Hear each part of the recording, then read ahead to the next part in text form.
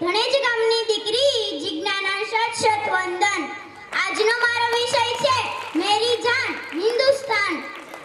મિત્રો, આજથી 75 વર્ષ પહેલા આજના દિવસે જ એટલે કે 26મી જાન્યુઆરી 1950 ના રોજ આપણો દેશ પ્રજાસત્તાક એટલે કે લોકશાહી દેશ જાહેર થયો અને આપણા દેશમાં લોકો વડે અને લોકો દ્વારા ચાલતા શાસનની શરૂઆત થઈ।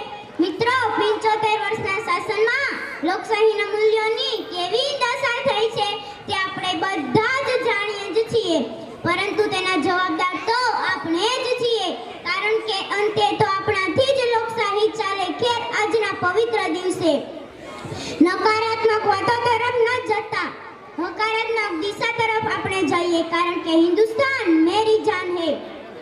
મિત્રો, દુર્લભમ ભારતે જન્મ આવું ઉપનિષદમાં કહેવામાં આવ્યું છે, એટલે કે ભારતમાં જન્મ મળવો એ સૌભાગ્યની વાત છે। પરંતુ આજના સમયમાં વિદેશી ભાષા, વિદેશી ફેશન, વિદેશી ટેકનોલોજી અને વિદેશી સંસ્કૃતિ આ બધા ભારતીયોનો લગાવ જોતા એમ લાગે છે કે ભારતમાં જન્મ મળ્યો એ દુર્ભાગ્યની વાત છે। પરંતુ જે ગણિતના આંકડા ઉપર વિશ્વ ચાલે છે ત્યાં પ્રથમ ગણિત શાસ્ત્રી આર્યભટ્ટ પણ હિન્દુસ્તાની છે। જે વનસ્પતિને કારણે સજીવ સૃષ્ટિનો ઘટનાક્રમ ચાલે તે વનસ્પતિમાં જીવ છે એવું કહેનારા જગદીશચંદ્ર બોઝ પણ હિન્દુસ્તાની છે। જ્યારે માનવ ભટકતું જીવન જીવતો ત્યારે સર્વપ્રથમ ખેતી, અન્ન અને કુટુંબ જીવન આપનાર મનુ પણ હિન્દુસ્તાની છે। ઉત્તરે હિમાલય, દક્ષિણે હિંદ મહાસાગર, પૂર્વમાં બંગાળની ખાડી અને પશ્ચિમે અરબી સમુદ્રથી કુદરતી રીતે રક્ષાયેલ મારો દેશ મહાન છે।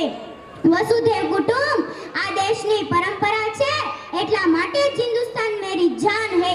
અનેક ભાષા, ધર્મ, જાતિ હોવા છતાં વિવિધતામાં એકતા અને અખંડિતતા એ મારા દેશની શાન છે।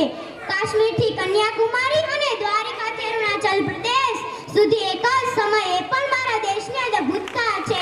વિશ્વમાં સૌથી વધારે યુવાધન પણ મારા હિન્દુસ્તાનમાં જ છે।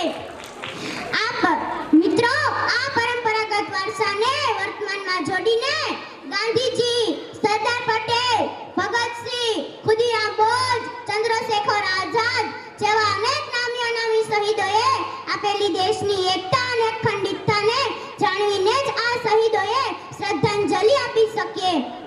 અરે, બધી વાતો મારા દેશની આન, બાન અને શાન છે અને તેની જાળવણી આપણા સૌની ફરજ બને છે। અંતે મારા વીર જવાનોને રક્ષા કરતા વંદન કરી વિરમું છું।